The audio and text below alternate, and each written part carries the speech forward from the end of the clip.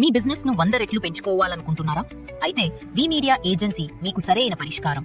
మేము అందిస్తున్న ప్రత్యేక సేవలు.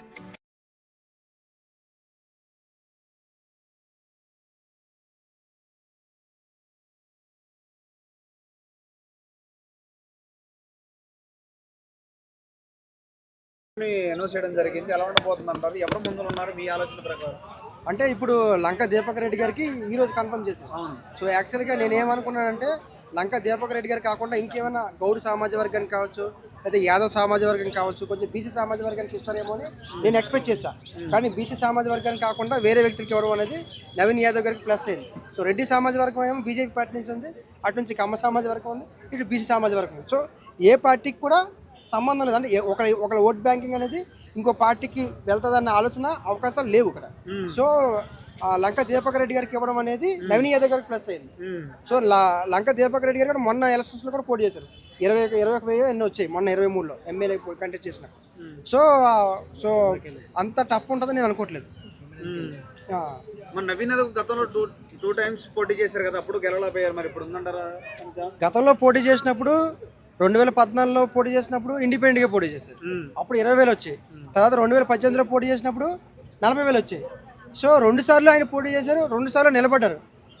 మొన్న ప్రధానంగా 2023లో అసలు యాక్చువల్గా నవీన్ యాదవ్ గారు ఇప్పుడు కాదు, 2023లోనే ఎమ్మెల్యే అవ్వాల్సింది. ఎందుకంటే అజరుద్దీన్ గారికి సీట్ ఇచ్చారు. ఆ సీటు నవీన్ యాదవ్ గారికి ఇచ్చింటే ఖచ్చితంగా ఎమ్మెల్యే అవి గెలిచేవాళ్ళు.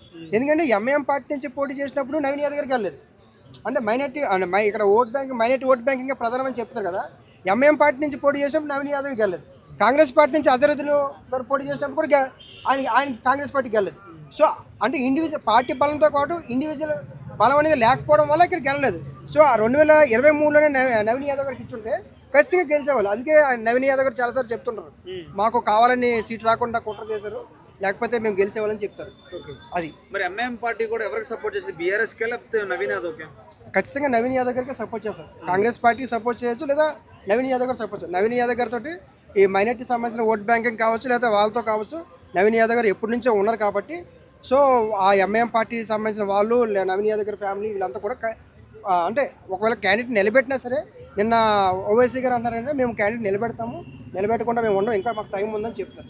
ఒకవేళ నిలబెట్టినా సరే మాత్రం ఖచ్చితంగా అంతకుముందు 23లో 7,000 ఓట్లు వచ్చాయి ఇండివిజువల్గా నార్మల్ ఎంఏఎంపీ ఇస్తే. నవీన్ యాదవ్కి పోటీ చేస్తే 40,000 వచ్చాయి. సో ఒకవేళ బై ఛాన్స్ నిలబెట్టినా సరే 7,000, 10,000 ఆ లోపే వస్తాయి. సో నిలబెట్టాలా, నిలబెట్టకుండా వదిలేయాలా, లేకపోతే నార్మల్ పర్సన్ నిలబెట్టాలి అనేది ఆ పార్టీ ఇష్టం. సో లంక దీపక్ రెడ్డి గారిని కన్ఫర్మ్ చేయడం అనేది ఈ బీసీ ఓట్లు చేరకుండా ఎవరు ఓట్లు నవీన్ యాదవ్ గారి ఓట్లు చేరకుండా ఉంది. సో నవీన్ యాదవ్ గారికి ప్లస్ అయింది. ఓకే, చూసుకుంటే సునీత గారు ఇప్పుడు పక్కన కేటీఆర్ గారు తిరుగుతున్నారు, ప్రచారానికి ప్రతి విషయంలో ఉంటున్నారు. మరి ఎలా ఉండబోతుంది? సునీత గారు కొన్ని వీడియోలో ఏడవడం, కొన్ని కాంగ్రెస్ ప్రభుత్వం వాళ్ళని తిట్టడం, దాని మీద తను ఏడుస్తుంది. మరి దాన్ని ఎలా చూసుకోవచ్చు? అంటే రాజకీయాల్లో సెంటిమెంట్ ఉంటుంది, కానీ సెంటిమెంట్ అన్నిసార్లు వర్కౌట్ కాదు. సందర్భాన్ని, నియోజకవర్గాన్ని, ఆ ఎన్నికని అంశాన్ని బేస్ చేసి ఉంటుంది. జగన్మోహన్ రెడ్డి గారికి వచ్చినప్పుడు సెంటిమెంట్, చంద్రబాబు నాయుడు గారికి వచ్చిన సెంటిమెంట్ సునీత గారికి వస్తుందని నేను అనుకోవట్లేదు. ప్రభుత్వమో ఒక రాజ్యమో ఆమెని హరాస్మెంట్ చేసినప్పుడు, ఆమెను ఇబ్బంది పెట్టినప్పుడు సెంటిమెంట్ అవుతుంది. భర్త చనిపోయినప్పుడు ఖచ్చితంగా ఆ యొక్క ఆశయాలు కొనసాగించాలని చెప్పి ఆమె ప్రయత్నం చేయడంలో తప్పులేదు. అంటే కొన్ని మాటలు కూడా మహిళని అంటాం కరెక్టే అంటారా మరి మీరు? ఎవరు ప్రభుత్వం తరఫున? అంటే సాధారణంగా ఎన్నికల సమయంలో కొన్ని అలాంటి వ్యాఖ్యలు వస్తుంటాయి. ఇప్పుడు గద్దర్ గారు కుమార్తె గారు కూడా ఓడిపోయారు. సో సాయాన్ని గారికి ఈ అంశం కూడా ఓడిపోయారు. రాజకీయాలు అంటే ఓటర్స్ గతంలో ఆలోచించట్లేదు. గతంలో అంటే సెంటిమెంట్ బేస్ చేసి ఓట్లు వేసేవారు. ఇప్పుడు పబ్లిక్ ఏం ఆలోచిస్తారు? ఈ జూబ్లీస్ నియోజకవర్గంలో మాకు ఖచ్చితంగా డెవలప్మెంట్ కావాలి, మాకు అభివృద్ధి కావాలి, అభివృద్ధి అంశాన్ని ప్రధానంగా చూపిస్తారు ఈ ఎలక్షన్స్లో. సో స్థానికంగా ఉండాలి, మాకు అందుబాటులో ఉండాలి, మాకు అభివృద్ధి కావాలి. సో ఈ పార్టీ వేజ్గా కూడా పక్కన పెడతారు. కొన్ని అంశాలు తీసుకొస్తే 30% పార్టీ వేజ్ కాకుండా ఇండివిజువల్గా కూడా చూసి ఓట్లు వేస్తారు. సో ఇది అంశం, ప్రధాన అంశం.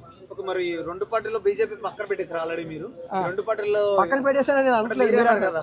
అంటే నేను ఏమంటున్నానంటే రెండు పార్టీలు ఏవి హోరాహోరీగా ఉంటాయంటే బీజేపీ, కాంగ్రెస్, బీఆర్ఎస్, కాంగ్రెస్ హోరాహోరీగా ఉంటాయని చెప్పాను. ఈ రెండింటిలో ఎవరు గెలుస్తారు అనుకుంటున్నారు? ఎక్కువ ఛాన్స్ ఎవరికి ఉంది మరి? రెండింటి ఎక్కువ ఛాన్స్ నవీన్ యాదవ్ గారికి, కాంగ్రెస్ పార్టీకి అనుకూలంగా ఉన్నాయి. అనేక అంశాలు వాళ్ళకి అనుకూలంగా ఉన్నాయి. గెలుపు అవకాశాలు కాంగ్రెస్ పార్టీకి ఉన్నాయి, గెలుపు అవకాశాలు నవీన్ యాదవ్ గారికి ఉన్నాయి. అంశాలు ఎక్కువగా వాళ్ళకి అనుకూలంగా ఉన్నాయి. బీసీ రిజర్వేషన్ అంశాలు కావచ్చు, లేకపోతే ఇక్కడ పోటీ చేసిన ఇద్దరు అభ్యర్థులు కూడా ఓసీ సామాజిక వర్గానికి చెందిన వ్యక్తులు. సో ఈయన బీసీ సామాజిక వర్గానికి చెందిన వ్యక్తి. సెంటిమెంట్ సునీత గారికి కాదు, నవీన్ యాదవ్ గారికి కూడా సెంటిమెంట్ ఉంది. ఏమైనా సెంటిమెంట్ ఉంది, 2 సార్లు పోటీ చేసి ఓడిపోయినా సరే ఇంకా నిలబడారు కాబట్టి ఈయనకి ఈసారైనా గెలిపించాలన్న ఆ సెంటిమెంట్ కూడా ఈయనకి కూడా సెంటిమెంట్ ఉంది. సో సెంటిమెంట్ ఇద్దరు వైపు ఉంది, ఒకవైపే చెప్తాడు. సో ఆ అంశాలు కూడా ఇక్కడ ప్రభావితం చూపించే అవకాశం ఉంది. అంటే కొంచెం నవీన్ కి కొంచెం బ్యాట్ టాక్ వస్తుంది, 420 అని రౌడీ అని చెప్తున్నారు. మరి ప్రజలు కొంతమంది చాలా విశ్లేషకులు కూడా అన్నారు. మరి దీనికి ఎఫెక్ట్ పడే అవకాశం ఉందా? అంటే ఇప్పుడు తండ్రికి బట్టపుర్ర ఉందని చెప్పి కొడుకుని రిజెక్ట్ చేయకూడదు కదా. ఇప్పుడు పెళ్లి సంబంధాలకు వెళ్ళినప్పుడు తండ్రికి బట్టపుర్ర ఉండొచ్చు, కానీ కొడుకుని రిజెక్ట్ చేయడానికి అవసరం లేదు కదా. ఇప్పుడు కొడుకు అనేది ఎవరైతే కొడుకు గత 11 సంవత్సరాల నుంచి ప్రజా జీవితంలో ఉన్నాడు. ఈ ప్రజా జీవితంలో ఆయన ఏదైనా పొరపాట్లు చేస్తే దాన్ని మనం క్వశ్చన్ చేయాలి. అందుకని తండ్రి గారు చేసిన ఏదైనా పొరపాటు ఉంటే ఆటలు పే చేసి తండ్రి గారికి బట్టపుర్ర ఉంది కాబట్టి కొడుకుని మేము పెళ్లి చేసుకోము అంటే అది చాలా అది మన అక్కడ ఏపీ ఎలక్షన్స్లో కూడా పవన్ కళ్యాణ్ గారు కూడా ఆ రకమైన 3 పెళ్లిళ్ళ అంశం తీసుకొచ్చారు. అది ఒకసారి చూపించింది, రెండోసారి చూపించలేదు. ఎందుకంటే ఈ ఓటర్స్ ఆ యాంగిల్లో చూడరు, ఇతను ఏం చేయగలుగుతాడు, ఇతను ఏం చేస్తాడు గెలిస్తే అనే యాంగిల్లో చూస్తారు. కేసీఆర్ ఒకవేళ ప్రచారానికి వస్తే రూపురేఖలు మారే అవకాశం ఉందా జూబ్లీహిల్స్? అంటే కేసీఆర్ గారు వస్తారని నేను అనుకోవట్లేదు. వస్తే నేనైతే అనుకోవట్లేదు వస్తారని చెప్పి. వస్తే కూడా చెప్పాలి, నేను అనుకుంటాను వస్తారని నేను అనుకోవట్లేదు. ఒకవేళ వచ్చినా సరే రాకపోయినా సరే ఓట్ బ్యాంక్ అనేది చేరకుండా ఉంటుంది. బీఆర్ఎస్ పార్టీ ఓట్ బ్యాంక్ అనేది ఇక్కడ జూబ్లీహిల్స్ నియోజకవర్గంలో బీఆర్ఎస్ పార్టీకి మైనారిటీ ఓట్ బ్యాంక్ ఎక్కువ ఉంది. సాదీ ముబారక్ కావచ్చు, కళ్యాణ్ లక్ష్మి, ఈ పథకాలకు ఇవన్నీ కూడా ఆటో కార్మికులు కూడా ఆటో వాళ్ళు కూడా ఎక్కువ శాతం బీఆర్ఎస్కి మైనారిటీ వాళ్ళ ఆటో వాళ్ళందరూ కూడా బీఆర్ఎస్ పార్టీకి అట్రాక్ట్ అయ్యారు. సో నేను ఇక్కడ చెప్పడమే కాదు, నేను పబ్లిక్ బస్ తీసుకున్నాను. రహమత్ నగర్, కార్మిక్ నగర్, బోరబండి అన్ని ఏరియాలో నేను స్వయంగా వెళ్ళి ఓటర్స్తో పబ్లిక్ బస్ తీసుకున్నాను. సో వాళ్ళ మూడ్ ఆఫ్ సిచ్యువేషన్ అనేది అన్ని విషయాలు గమనిస్తే వాళ్ళ ఆ రకంగా వాతావరణం ఉంది. సో కాబట్టి బీఆర్ఎస్ పార్టీకి ఒక స్టాండర్డ్ ఓట్ బ్యాంకింగ్, వైసీపీ పార్టీకి ఏ రకమైన ఓట్ బ్యాంకింగ్ ఉందో బీఆర్ఎస్ పార్టీకి అదే స్టాండింగ్ ఓట్ బ్యాంక్ ఉంది. కానీ ఇక్కడ పార్టీ అనేది కొంచెం అధికారంలో లేదు బీఆర్ఎస్ పార్టీ. కాబట్టి అధికారంలో పార్టీకి మేము గెలిపించుకున్నట్లయితే మా ఏవైతే పెండింగ్ ఉన్న సమస్యలన్నీ కూడా పరిష్కారం అవుతాయని చెప్పి ఓటర్స్ భావిస్తున్నారు. అంటే గతంలో ఇప్పుడున్న కాంగ్రెస్ ప్రభుత్వం ఇచ్చిన తర్వాత ఆటో వాళ్ళకి 15,000 ఇస్తా అని చెప్పారు సంవత్సరం. అవి ఇవ్వలేదు. తర్వాత ఒక బస్ ఛార్జీలు పెంచడం, ఇవన్నీ వ్యతిరేకత ఉందని చెప్తున్నారు కదా. మరి ఆ వ్యతిరేకతలో గెలిచే అవకాశం ఉందా? మరి అది రేపు ఈ వ్యతిరేకత అంతా కూడా రేపు కార్పొరేట్ ఎలక్షన్స్లోనే, స్థానిక సంస్థ ఎన్నికల్లోనూ ఖచ్చితంగా ఎక్కువ ప్రభావం చూపిస్తాయి. హైడ్రా అంశం కూడా రేపు కార్పొరేట్ ఎలక్షన్స్లో ఎక్కువ చూపిస్తాయి. అదేవిధంగా యూరియా సమస్య కూడా రేపు ఎంపీటీసీ సర్పంచ్ ఎలక్షన్లో చూపిస్తాయి. ఈ జూబ్లీహిల్స్ ఎలక్షన్స్లో అంత ఆ స్థాయిలో చూపిస్తాయని నేను అనుకోవట్లేదు. Okay, thank you.